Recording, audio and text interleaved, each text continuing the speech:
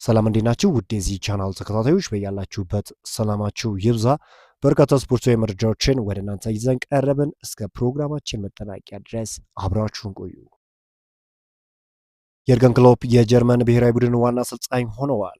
ክሎፕ ኃላፊነቱን ለመረከብ ተስማምተዋል። የረጅም ጊዜ ውል ዝርዝሮች ፕሮጀክቱና ከሬድ ቡል ግሩፕ የመልቀቅ ጉዳቶች አሁንም በውይይት ላይ ቢሆንም እሳቸው ግን አዲሱ ዋና አሰልጣኝ ይሆናሉ ተብሏል እና በጀርመን ብሔራዊ ቡድን እንግዲህ አዲስ ለውጥን ያመጣሉ ተብሎ ነው የሚጠበቀው። የነበራቸው ታክቲክ ተደጋጋሚ እንግዲህ ፕረስ ማድረግን የሚወድ አይነት ክለብ ነው እንግዲህ በሊቨርፑል ቤት መስራት የቻሉትና ይህንን ነገር በጀርመን ብሔራዊ ቡድን ላይ ይደግሙታሉ የሚለው ነገር የበርካቶችን ቀልብ ስበዋል። ብራድሊ ባርኮላ ላይ አሁንም ቢሆን ሊቨርፑሎች ፍላጎት እንዳላቸው እየተገለጸ ይገኛል። ፋብሪዚዮ ሮማኖ እንደዘገበው ከሆነ ከዓለም ዋንጫው በኋላ ምናልባት የተጫዋች እንግዲህ ወደ ሊቨርፑል ያቀናል ተብሎ ነው የሚጠበቀው። በክንፍ መስመር ቦታ ላይ እንግዲህ ከየትኛውም ተጫዋች በላይ ሊቨርፑሎች በዚህ ተጫዋች ላይ ፍላጎት እንዳላቸው ይታወቃል። የብራድሊ ባርኮላ ዝውውር ጉዳይ አሁንም ክፍት ሲሆን ፒኤስጂ አንድ ወይም ሁለት የመስመር አጥቂዎች ካስፈረመ በኋላ ባርኮላ እንዲለይ በሩ ይከፍታል። ፒኤስጂ እና ባርኮላ በአዲሱ ድርድር ላይ መግባባት ላይ አይደሉም። ተገቢውን ዋጋ ከቀረበ ፒኤስጂ ለመሸጥ ዝግጅቱ ይሆናል ተብሏል። የሊቨርፑልና የባርኮላ ጉዳይ በቀጣይ ቀናት ሊጠናከር ሲችል ሊቨርፑል ሌላ አጥቂ ለማስፈረም ሲፈልግ ባርኮላ በዋና ኢላማዎቹ መካከል ይገኛል። አርሰናል ሮጀርስን ቢፈልግም ባርኮላ በዝርዝሩ ውስጥ ይገኛል ሲል ቤን ጃኮብ ዘግቧል። ስለዚህ የተጫዋች ወደ ሊቨርፑል የሚያቀናበት እድል እጅግ ሰፊ እንደሆነ እየተገለጸ ይገኛል። ኮዲ ጋክፖ በቶተናም የዝውውር እቅዱ ውስጥ ካሉ ስሞች አንዱ ነው ተብሏል። ሊቨርፑል ተጫዋቹን ለመሸጥ ምንም አይነት ፍላጎት የለውም። ማንም ክለብ ንግድ ለመጀመር ቢፈልግ ሊቨርፑል እንደ ማሳያ የሚያነሳው አንቶኒ ጎርደን ወደ ባርሴሎና በ70 ሚሊዮን ፓውንድ የሄደ ዝውውር ይሆናል። እስካሁን ድረስ ተጫዋቹ ለሊቨርፑል መሄድ እንደሚፈልግም አልነገርምና በሊቨርፑል የመቆየት እድሉ እጅግ ሰፊ እንደሆነ ነው እየተገለጸ የሚገኘው። ካሳየው አቅም አንጻር እንግዲህ ተጫዋቹ በሊቨርፑል ቤት ይቆያል ተብሎ ይጠበቃል። ማንቸስተር ሲቲ፣ ማንቸስተር ዩናይትድ እና አርሰናል የአሌክስ ስኮት ሁኔታ ለማወቅ ቀጥታ ለቦርንማውዝ ጥያቄ አቅርበዋል ተብሏል። ሊቨርፑል አንድሬ ኦላ ወደ ሊቨርፑል ስለተቀላቀለ አሌክስ ስኮትን በደንብ ስለሚያውቀው ሊቨርፑል ከእሱ ጋር የሚገናኙ ዜናዎችን ብዙ የሚሰማበት ሁኔታ አለ። ሊቨርፑልም ሌላ የመሃል ሜዳ ተጫዋች ሊያስፈርም ይችላል። ስለዚህ የትኛውን አቅጣጫ እንደሚመርጥ እንጠብቅ ሲል ቤን ጃኮብ ዘግቧል። በመሃል ክፍል ላይ ሊቨርፑሎች እንግዲህ አዲስ ተጫዋች የማስፈረም ሀሳብ አላቸው። የቦርንማውዝ ተጫዋች አሌክስ ስኮት ደግሞ በዝውውር እቅዳቸው ውስጥ የገባው ተጫዋች ሆነዋል። አርሰናልን በተመለከተ መረጃ አላድርሳቸው። ብሩኖ ጉማሬሽ ስለ ሃላንድ እንዲህ ሲል ተናግሯል።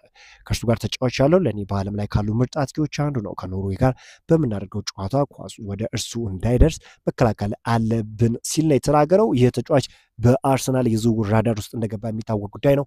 አርሰናሎች የትኛውንም ነገር አድርገው ተጫዋቹን በክረምቱ የዝውውር መስኮት የመሃል ሜዳ ክፍላቸውን እንዲያጠናክራላቸው የሚያስፈርሙት ተጫዋች ነው ተብሎ ይጠበቃል።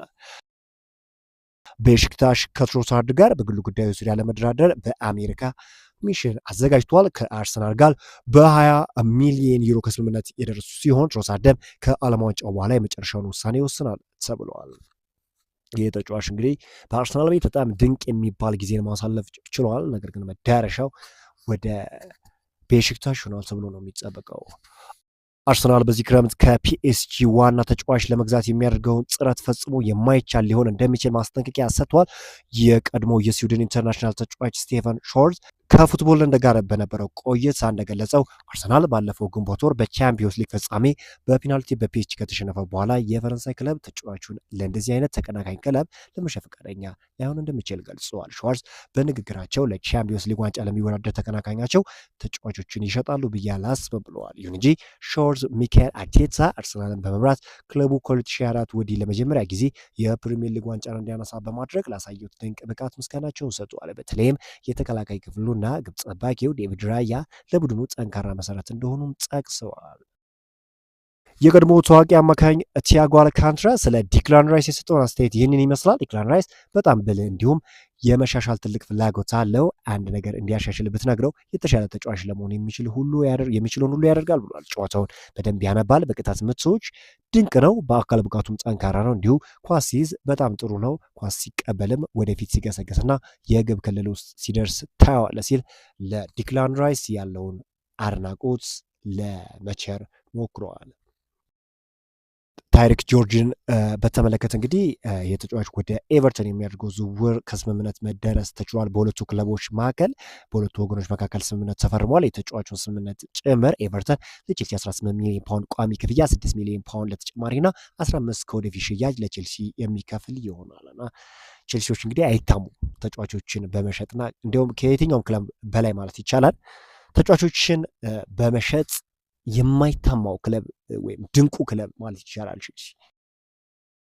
አሁን ከዝውውር ጋር በተያያዘ ናፖሊ በዚህ ክረምት ለአሌሃንድሮ ገርናቾ 40 ሚሊዮን ዋጋ ለማቅረብ በዝግጅት ላይ ነው ተብሏል። እና ይህ ተጫዋች እንግዲህ ወደ ናፖሊ ከዚህ በፊት በማንቸስተር ዩናይትድ በነበረበት ጊዜ ወደ ናፖሊ የማምራት ፍላጎት እንደነበረው ሁላችንም እናውቃለን። አሁን ደግሞ በስፋት ከናፖሊ ጋር እየተያዘ ይገኛል።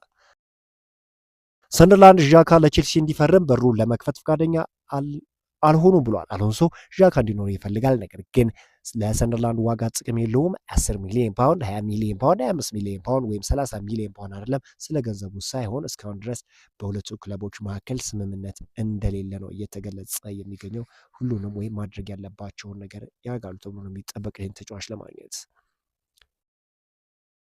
ቼልሲዎች የመክፈቻ ጥያቄ ውድቅ ከተደረገባቸው በኋላ የግራ መስመር ተከላካዩን ፔፕ ቼቫሪያን ስምምነት ላይ መስራታቸውን ቀጥለዋል። ቼልሲ መቀላቀል ይፈልጋል ይህ ተጫዋች እና ወሳኝ የሆኑ ስራዎችን ቼልሲዎች እየሰሩ ይገኛሉ። ማንቸስተር ሲቲን በተመለከተ መረጃ ላርሳቸው። ቦርንማውዝ በዚህ ክረምት አሌክስ ስኮትን መሸጥ እንደማይፈልግ ግልጽ አድርጓል። ክለቡ ለተጫዋቹ አዲስ ኮንትራት በመጋቢት ወይም በሚያዝያ ወር ላይ ያቀረበ ሲሆን ንግግሮች በዚህ ክረምት ይቀጥላሉ ተብሎ ይጠበቃል። ተጫዋቹን ለማስፈረም ማንቸስተር ሲቲዎች ከየትኛውም ጊዜ በላይ እየሰሩ ነው።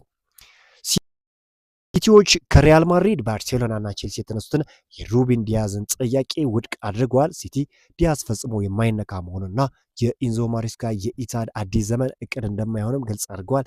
አርሰናልም ሁኔታውን እየተከታተሉት እንደሆነ ነው እየተገለጸ የሚገኘውና አሁን የሚወጡ መረጃዎች እንደሚጠቁሙት ከሆነ በዚህ ተጫዋች ዙሪያ እንግዲህ ማንቸስተር ሲቲዎች ወሳኝ ስራዎችን ይሰራሉ።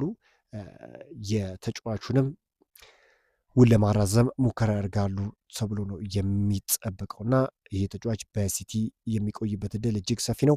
በዛሬው ዕለት እንግዲህ ሁሉንም የስፖርት ክለቦች የተመለከተ ስፖርታዊ መረጃ ይህን ይመስላል። አዲስ መረጃ እስክንገናኝ መልካም ተመኘው።